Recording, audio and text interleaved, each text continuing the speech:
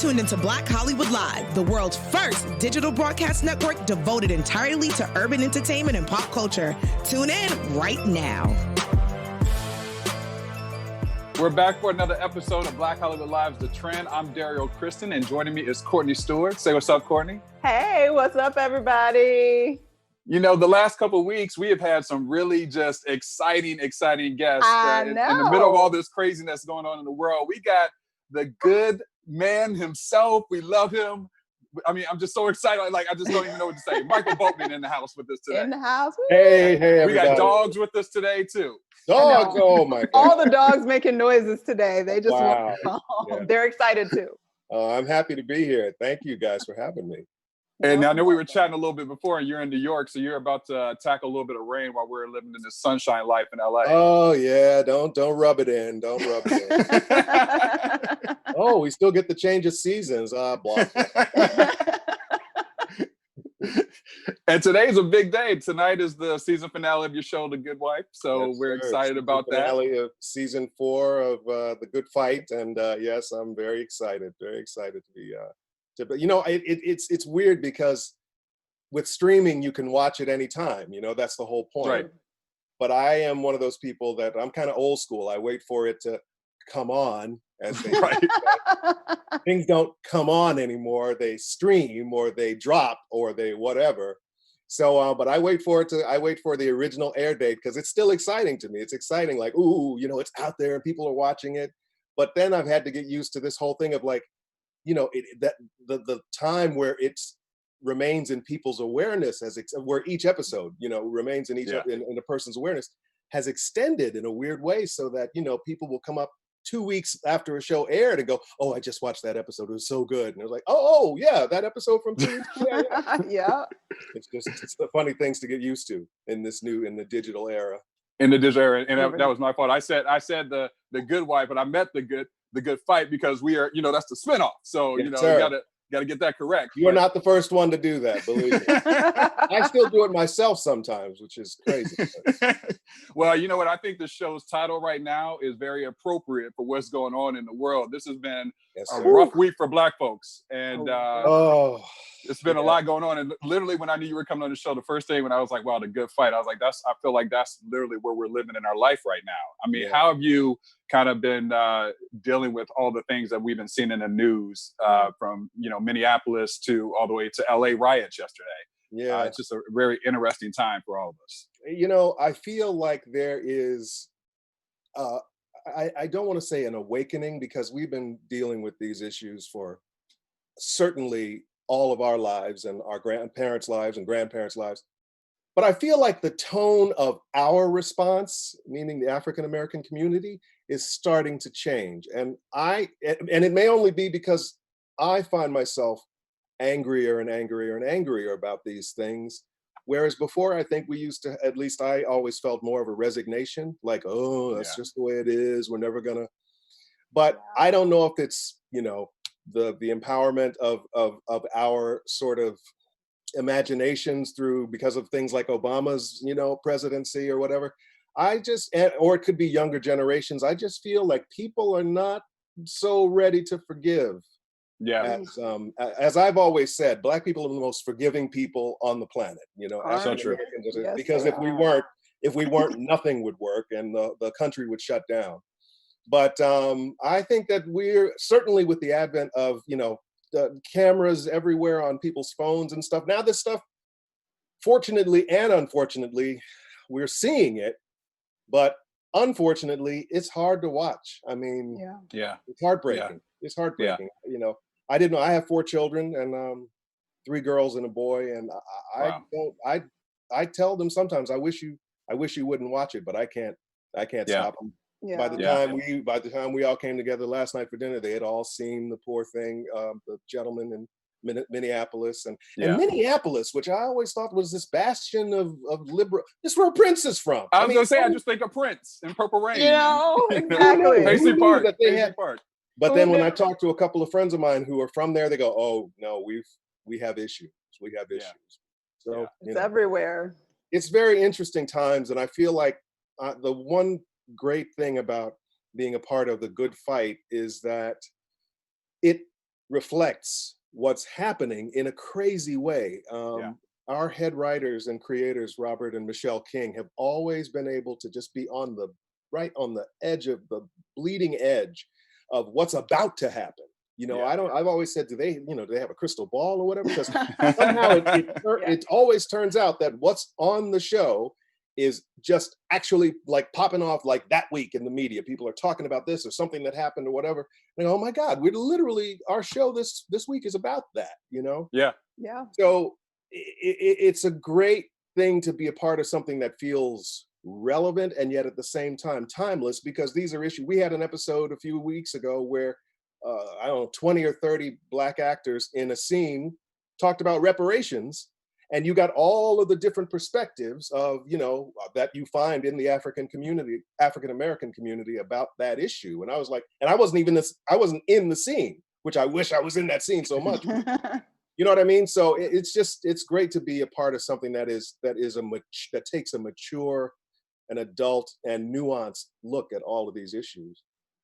Yeah, one thing that I think is great about the show, as you mentioned, is that you guys do speak about topical things that are going on, and for me, when I am checking out the show, I can relate to it even more, because not just the great characters that you play, like Julius Kane. I also get to relate to topics that are going on, and I'm like you said, you're watching the news, and it's like, wow. I mean, this is, and to see the perspective of how the show takes it is also very interesting. Yeah, it is. We've had moments where, say, if Christine Baranski's not in a particular scene, I've been on the set with Delroy Lindo, Audra McDonald, Cush Jumbo, and Nyambi, and at one point looked around and said, "Oh, this is the blackest show I've ever been on. This is so good. This is wonderful." And that's all due to our wonderful creators, the Kings. They also have included an unbelievable writer's room that is very diverse in every way that you could imagine. Certainly people of color, LGBTQ representation, and it's so you really feel like these issues have been thought about and talked about in that writer's room before you ever get a script. So it's just great. And then your character Julius, I mean, you went from the good wife to the good fight, and obviously the revamping of the character is still on the same shows. What can you tell us about tonight, and kind of like what little tidbit can you tell us about the finale and where the character might go? Well, I can tell you that the trouble with that Julius finds himself in only gets worse. We are finding out more and more about Memo 618, and the future is not certain for our Julius Kane. So, I'm waiting to hear what happens, just like everybody else is. So that's all I'm allowed to say. Excited. No, but it gets deep. It gets deep, and in a very interesting way, based on also the kinds of things we're talking about. And in fact, you'll see tonight that something quite shocking and relevant happens to my character that bears some resemblance to things that are going on right now. So we'll see. Okay. Wow. Yeah. Well, speaking of bearing semblance to things that are going on right now, as you've been playing this character for a while now, and the concept, even starting in The Good Wife and moving into The Good Fight, like you guys are, constantly having to work within the system and trying to change things and shift things. How has that, even playing that character and dealing with those stories on camera, how has that sort of influenced your own walk and just regular life and how you see the system as it is in the real world now? Yeah. What's interesting is, since Julius was a part of The Good Wife over many years, we never talked about his politics. So I assumed that, I was like me in real life, and at the beginning of The Good Fight, Robert King says to me, well, we've got some interesting ideas for your character. And I said, oh, like what? I'm happy to be here. What could I've been playing this character for a long time. So what could be new? He said, well, we think he's a Trump supporter. And I said, whoa, okay. I was upset. And I immediately got scared. It is the only time that I have ever seriously thought I might have to walk away from this job.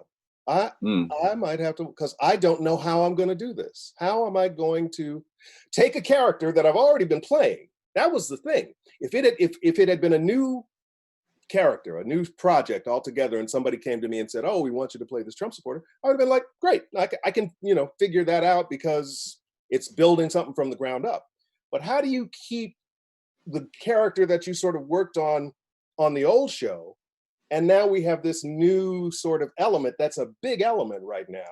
And that was, and I at the beginning just didn't know how I was going to do it.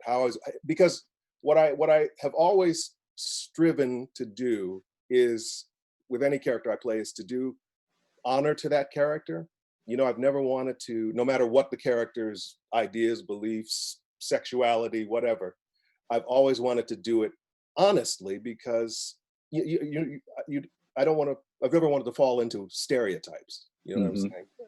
When I did Spin City, for instance, I played a gay activist, and I didn't know what that meant, and I had to go and figure it out. And I wanted to do it honorably because I didn't want to insult the people who lived that life and lived in that world, in the real life. And so, this being the other end of that extreme, I had to do the same thing. Yeah, and but it was easier than I thought, in the sense that I tried to sit down. I had a couple of panicked nights where I was sitting going, "Oh my God, how am I going to do this? How am I going to make this character real?" And then it occurred to me that I have had conservatives in my family, not necessarily Republicans, but conservatives. My family's from the South. I'm from the Midwest. My family were all military. My grandfather was in World War II. My great-grandfather. My grandfather was in Korea. My father and all my uncles were in Vietnam. And these were men who definitely honored that commitment. You know what I mean? And my grandfather was somebody that wouldn't allow, we took that flag out every Memorial Day, Labor Day, and 4th of July. He took it out of a plastic wrapped case that was this amazing, and we would have this big ceremony about and one year I let the flag hit the floor. Oh my. Uh-oh. Oh, boy, you don't let that flag hit that floor. But I never forgot it. And so and that voice came back to me when I was thinking about that. It's like, there are ways to get to what you would think of as a conservative mindset. Yeah. That don't involve necessarily, imitating some goofball you saw on, MSNBC or something. You know what I mean? I just wanted to be real. And also to reflect the fact that we do have that ongoing discussion in the African-American community. There are all ends of that spectrum, liberals to, even far right people and far left and everything else. So it kind of helped me to see that, there's commonality, just because you disagree with someone politically doesn't mean that you have to automatically say, this is a bad person, this is an evil person, which was sort of more my take at the beginning of this process.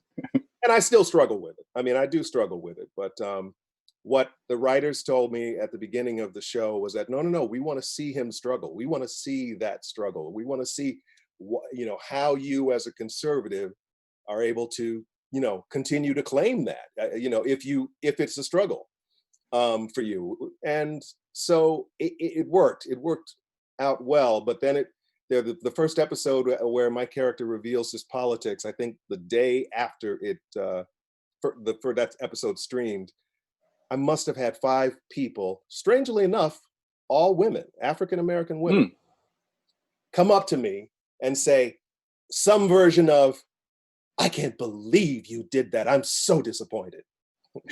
I was like, "What, ma'am? Why? What do you how could you vote for Trump?" And I was like, whoa, hey, easy. Wait a minute. That's the TV. It's a character. I play. And these sisters were not pleased. They weren't hearing it.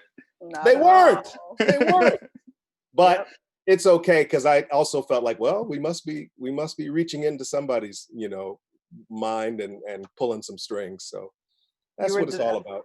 Definitely did that. And it's fun. And at the same time, I think, you want to be able to make a character relatable. And that's all. I thought about, my family, again, everybody, Southern Baptists, and you want to talk conservative. there's some conservativeness. Oh, I get it. I know that. I know that feeling very well. But you know what I mean? I mean, and may very well vote every single election Democrat, but a conservative kind of mindset, right? For sure. So I wanted to sort of, and they say at one point in the show that Julius is Catholic and he has 6 or 7 kids.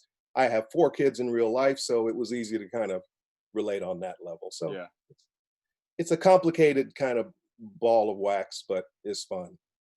If you could sit in the writer's room and write a new storyline for Julius for next season, what might you want to write? Ooh, look at you. You're trying to get me in trouble.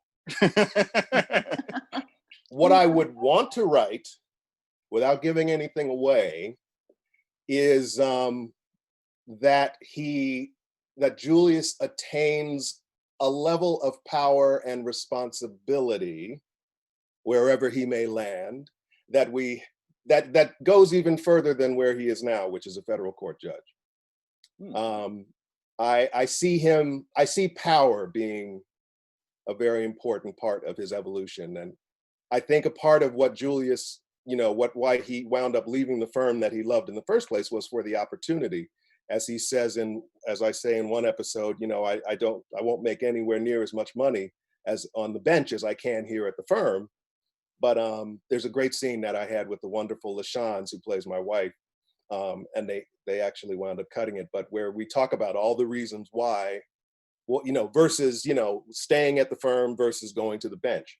But, Julius has always wanted to be, a federal judge, to be able to make change, So, but because of the effects of what's happening this season, he gets into deeper and deeper trouble with regard to Memo 618, and so he's up for a rough ride. But if I could sit in the room with the writers, to answer your question, it would be to ensure that he comes out of it certainly battered, certainly bruised, but with a whole lot of power and a lot of enemies.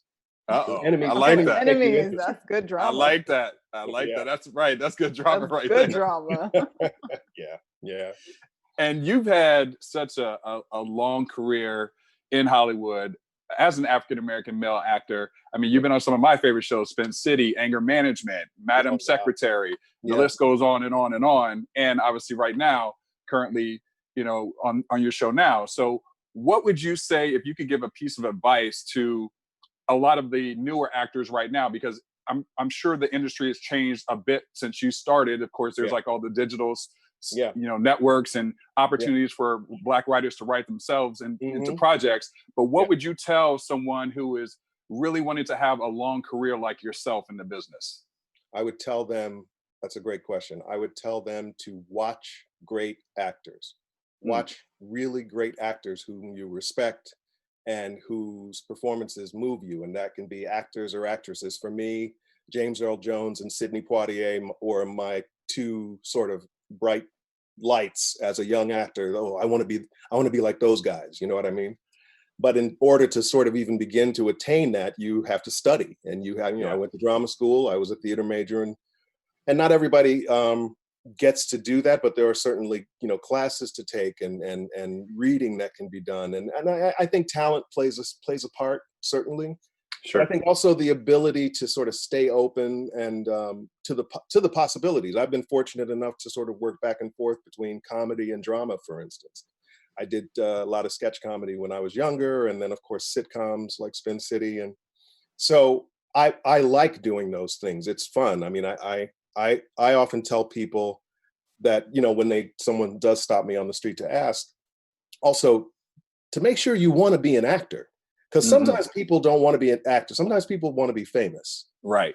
Yeah. That's different. Right. And I have said to folks, particularly young men and women of color, it's like, be good at what you hope to do. Work hard at it.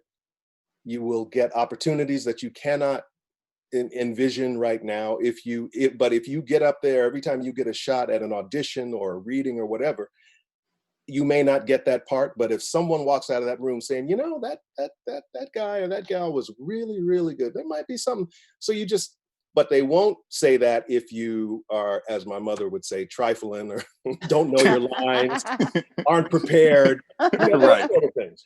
And I also think it's the difference between stardom and having, as you describe, a long career, Derrial. Just the idea of, my daughter is just starting her career, and she was doing quite well right before the virus shut everything down. But as I have said to her, it's about the long haul. It's about the long road. And I have literally seen young people's faces glaze over when I say anything about taking a class or going to study or anything.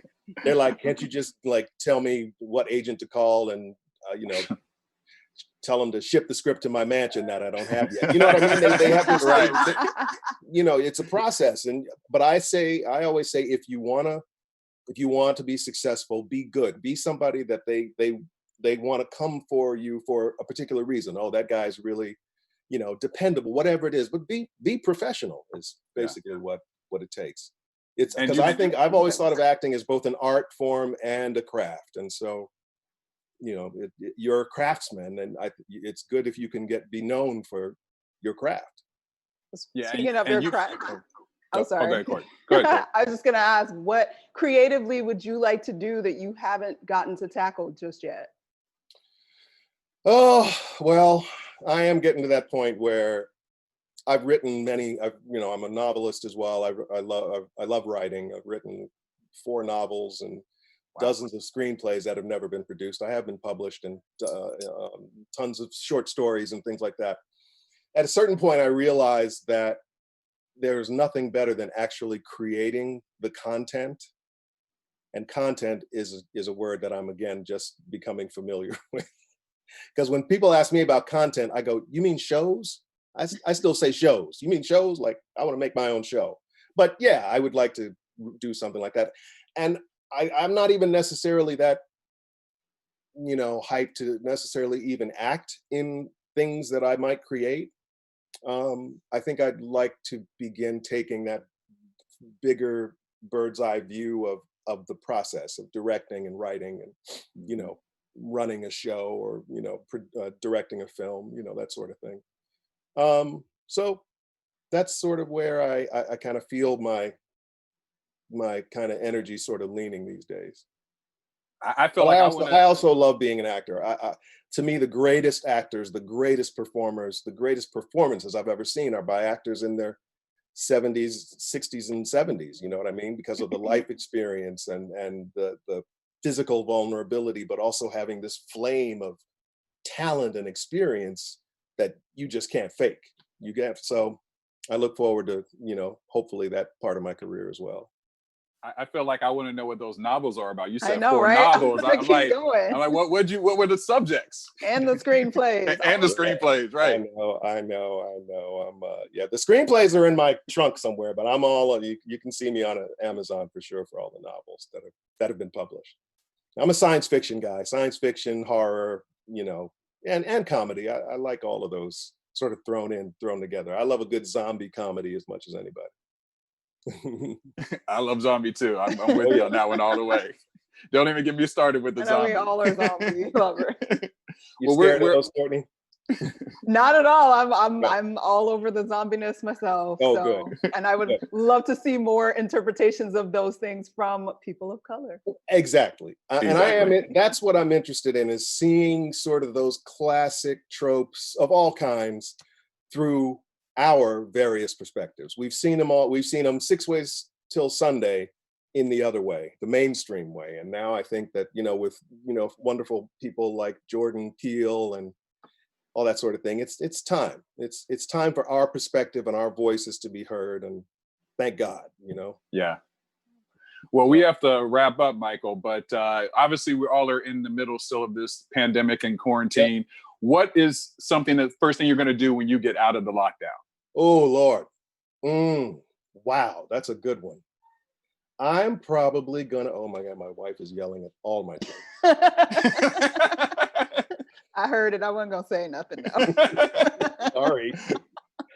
I love it though. You know what? The first thing I actually would like to do, I actually like to drive. I relax if I'm up when I lived in LA, where you guys are, if I couldn't sleep, I would get in my car and wherever I was living, sometimes I lived in the Valley over the years, or I lived on the West Side, I would head right down Pico Boulevard and take a right up PCH and just go till I couldn't go anymore. And I miss that. So, and we don't have that kind of a drive here in New York. We certainly have the ocean, but nothing like so. It's a little different, yeah. Unless you go in the burbs.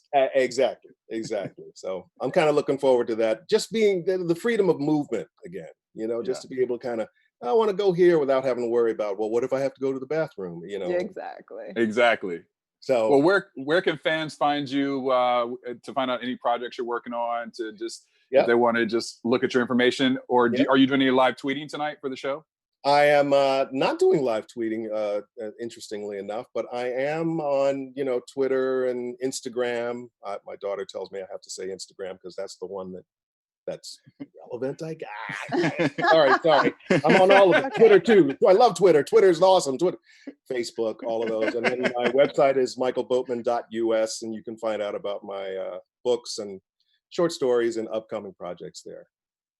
Great. Well, we're excited. We're excited to watch you tonight on the season finale of The Good Fight. Yes. Thank you. Courtney. I'm nervous, but I think you guys will enjoy it. Yeah, since you gave us that little tea about Julius tonight, I can't wait to watch and see what's going down. Yeah, right? It gets a little thick, but we'll see how it works out. Courtney, where can fans find you? You guys know I'm all over Twitter and Instagram at Stewart Starlet. And you can find me at Derrial Christon on Instagram, Twitter, Facebook, TikTok as well. Oh, and you'll catch me tonight watching The Good Fight.